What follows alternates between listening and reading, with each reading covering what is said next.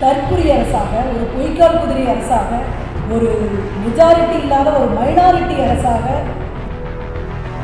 இன்றைய தினம் ஏறக்குறைய ஒரு 91வது நாட்களில் நாம் தமிழக அரசு நடந்து கொண்டிருக்கிறது. தமிழக அரசினுடைய ஆட்சி நடந்து கொண்டிருக்கிறது.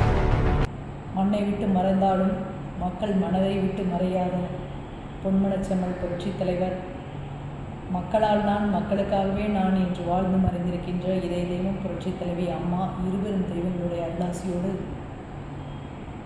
கழகத்தினுடைய பொதுச் செயலாளர், முன்னாள் முதல்வர், 1.5 கோடி கழக தொண்டர்களை வழிநடத்தி கொண்டிருக்கும் நம்முடைய கழகத்தின் காவலர் மாண்புமிகு அன்னார் எடப்பாடியார் அவர்களினுடைய நல்லாசியோடு நம்முடைய தமிழ்நாட்டில் 4.5 ஆண்டு காலம் மாண்புமிகு இதய தெய்வம் அம்மா அவர்களினுடைய அரசையும் ஆட்சியையும் மாட்சிமை பொருந்திய நம்முடைய மண்ணின் மைந்தர் எடப்பாடியார் அவர்கள் முதலமைச்சராக இருந்து நம்முடைய தமிழ்நாட்டிற்கு, தமிழக மக்களுக்கு வேண்டிய அத்துணை திட்டங்களையும் நம்முடைய திட்டங்கள் அனைத்து மக்களுக்கும் சென்று சேருகின்ற வகையில் கொடுத்தார்.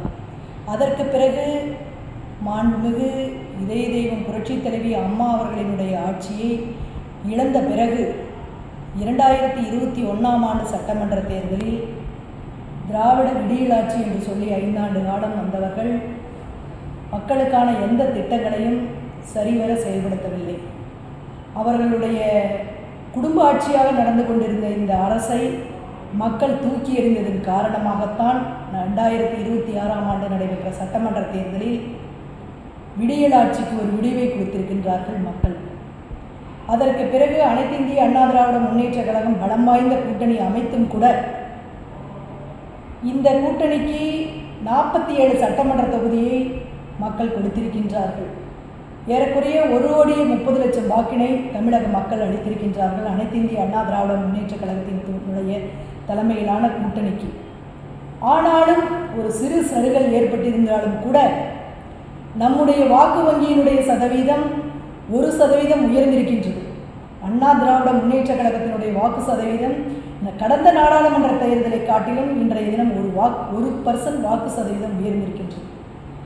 ஆனால் 108 இடங்களை மட்டுமே பிடித்து ஒரு நடிகருக்கான ஒரு ஆட்சியை இன்றைய தமிழக மக்கள் ஒரு நடிகர் கையில் ஒப்படைத்திருக்கின்றார்கள் என்றால், நடிகர் என்ற ஒரு மாயை தோற்றத்தின் ஒரு பிம்பமாகத்தான் இந்த வாக்கு செலுத்தியா அவர்கள் நாம் முதலமைச்சராக ஆகிட போகிறாங்க, இந்த வாக்கு செலுத்தியா அவர் எம்எல்ஏ ஆகிட போகிறாங்க அப்படின்ற ஒவ்வொருவருடைய தோற்றத்தின் மனக்கணக்கின் அடிப்படையில் தான் இந்த சட்டமன்ற உறுப்பினர்கள் தேர்ந்தெடுக்கப்பட்டு தற்குறி அரசாக, ஒரு பொய்க்கால் குதிரை அரசாக, ஒரு மெஜாரிட்டி இல்லாத ஒரு மைனாரிட்டி அரசாக இன்றைய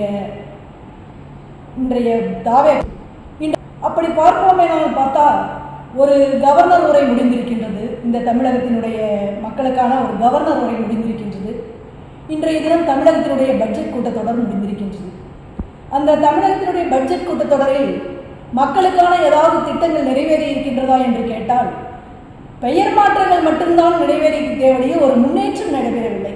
மாற்றம் முன்னேற்றம் என்று சொல்லி ஒரு பொய்யான திட்டங்களை சொல்லி மக்களிடம் வாக்குகளை பெற்றவர்கள் இன்றைய தினம் ஒரு ஏமாற்றத்தை மக்களுக்கு அளித்திருக்கின்றார்கள். அவர்கள் சொல்லிட்ட எந்த மக்களுக்கான வாக்குறுதியும் நடைபெறவில்லை. ஆனால் ஒவ்வொரு பேருந்து நிலையத்தினுடைய பலகைகளையும், பேருந்து பலகைகளையும் அவர்கள் 717 மதுக்கடைகளை மூடியிருக்கின்றோம், சிங்கப்பெண் அதிரடிப்படை இதெல்லாம் நாங்கள் நிறைவேற்றியிருக்கின்றோம் என்று சொல்கிறார்கள். ஆனால் ஏற்கனவே அம்மா இருக்கும்போதே அம்மாவினுடைய பெயரால் தொடங்கப்பட்ட பிங்க் கலர் ஒரு இனோவா வாகனத்தால் தொடங்கப்பட்ட இந்த அதிரடிப்படை பெண்களால் துவங்கப்பட்ட அதிரடிப்படை தான் 2015ஆம் ஆண்டு. ஆனால் இவர்கள் ஒரு மாயை தோற்றத்தின் அடிப்படையில் தங்கள் வந்தவுடன் ஏதாவது செய்திருக்கின்றார்களா என்று மக்கள் பார்க்க வேண்டும் என்ற காரணத்தினால் இந்த மாதிரி ஒரு தோற்றத்தை, ஒரு ஏமாற்றத்தை மக்களுக்கு அளித்திருக்கின்றார்கள். அதே போல பட்ஜெட்டில் பார்த்தோம் என்றால் அம்மா என்ன திட்டங்கள் கொடுத்திருக்கிறார்களோ, உதாரணத்துக்கு சொல்ல வேண்டும் என்று சொன்னால் ஒரு தாலிக்கு தங்கம் திட்டம் எடுத்துக்கொண்டாமனால் படித்த பட்டதாரி பெண்களுக்காக, ஏழை குடும்பத்தை சேர்ந்தவர்களுக்கு அனைவருக்குமே படித்த பட்டதாரி பெண்களுக்கு 1 பவுன் தங்க நாணயமும் 50,000 ரூபாய் நிதியாக கொடுத்தார்கள். உடனே அவர்கள் திருமணம் நிச்சயம் ஆன உடனே அவர்களுடைய திருமண அழைப்புதலை கொண்டு சமூக நலத்தினுடைய துறையினுடைய உதவியோடும் அதற்கு பிறகு சமுதாய வளைகாப்பு நடத்தினார்கள். பெண்களுக்கு குழந்தைகள் பிறந்தவுடன் ஒரு கிட்பேக் ஒன்று கொடுத்துருக்காங்க குழந்தைகளுக்காக. அதே போல எண்ணற்ற திட்டங்களை பெண்களுக்காக அம்மா அவர்கள் வாரி வாரி வழங்கினார்கள். அதைத் தொடர்ந்து பெண்களுக்கு வாரி வழங்கிய ஒரே முதல்வர் நம்முடைய மாண்புமிகு அண்ணார் எடப்பாடியார் அவர்கள். அதற்கு பிறகு கடந்த 5 ஆண்டு கால ஆட்சியிலும் சரி, இப்பொழுது நடைபெற்று கொண்டிருக்கின்ற ஒரு பொய்க்கால் குதிரை அரசிலும் சரி, பெண்களுக்கான எந்த திட்டங்களும் நடைபெறவில்லை. கடந்த ஆட்சியில் மாண்புமிகு நம்முடைய முன்னாள் முதல்வர் மாண்புமிகு அண்ணார் எடப்பாடியார் கடுமையாக சட்டமன்றத்தில் போராடியதன் விளைவாகத்தான் மாதந்தோறும் 1000 ரூபாய் பெண்களுடைய வங்கி கணக்கில் வரவு வைக்கப்பட்டது. அதுவும் சட்டமன்றத்தில் பலமுறை போராடி கேட்டு நாடாளுமன்ற தேர்தல் வருகின்றதே என்ற நோக்கத்தின் அடிப்படையில் தான் 1000 ரூபாய் பெண்களின் வரவு கணக்கில் வைக்கப்பட்டது. அதுவும் தகுதி வாய்ந்த பெண்களுக்குத்தான் என்று அதுவும் தரம் பிரித்து அனைத்து பெண் ரேஷன் கார்டுகளுக்கும் கிடைக்கும் என்று தேர்தல் வாக்குறுதியில் சொன்னார்கள். ஆனால் அதுவும் கிடைக்கவில்லை. தகுதி வாய்ந்த பெண்கள் என்ற அடிப்படையில் அதையும் தரம் பிரித்து அவர்களுக்கு அனைத்து பெண்களுக்கும் சென்று சேராத வகையில் அவர்கள் கொடுத்தார்கள். அதைவிட மோசமாக இந்த அரசு மாதந்தோறும் 2500 ரூபாய் அனைத்து பெண்களுக்கும் வழங்கப்படும் என்று சொல்லிய தேர்தல் வாக்குறுதியில் சொல்லி ஏதோ நம்ம முதலமைச்சராகவும் ஆயிட போகிறோம், நம்ம நாட்டுக்கு நம்ம அரசு அமைய போகுது அப்படிங்கிற ஒரு காரணத்தினால சொன்னாங்க. அதை சொன்னதை வச்சு இன்னைக்கு ஆட்சிக்கு வந்தாங்க. ஆனால் கேட்குறாங்க, 2500 ரூபாய் பெண்களுக்கு வங்கி கணக்கில் வரவு வைப்பார்களா இந்த தாவேக அரசு? நிச்சயமாக அது ஏமாற்றத்தில் தான் முடியும் என்று ஒவ்வொரு வீட்டு தாய்மார்களும் அதை கணக்கில் எடுத்துக்கொண்டார்கள். இனிமேல் அந்த மாதிரி வரத்துக்கே வாய்ப்பில்லை. அடுத்தது பார்த்திங்கன்னா வேளாண் பட்ஜெட். இன்றைக்கி இருக்கக்கூடிய தமிழ்நாட்டினுடைய மிகப்பெரிய ஒரு தலைகுனிவு கர்நாடகத்தில் மேகேதாட்டு அணை கட்டுவது தான் தமிழகத்தினுடைய மிகப்பெரிய தலைகுனிவாக ஆயிற்று. அதற்காக இந்த முதலமைச்சர், இந்த பொய்க்கால் குதிரை அரசினுடைய முதலமைச்சர் ஏதாவது நடவடிக்கை எடுத்தாரா என்று கேட்டால் எந்த நடவடிக்கையும் இல்லை. அதற்காக எந்த ஒரு முயற்சியும் இவர் எடுக்கலை. ஏன்னா இன்னைக்கு காவேரியில் தண்ணி இல்லை. எப்பொழுதுமே மாண்புமிகு அம்மாவுடைய ஆட்சி காலம் 10 ஆண்டு காலம் இருந்தது.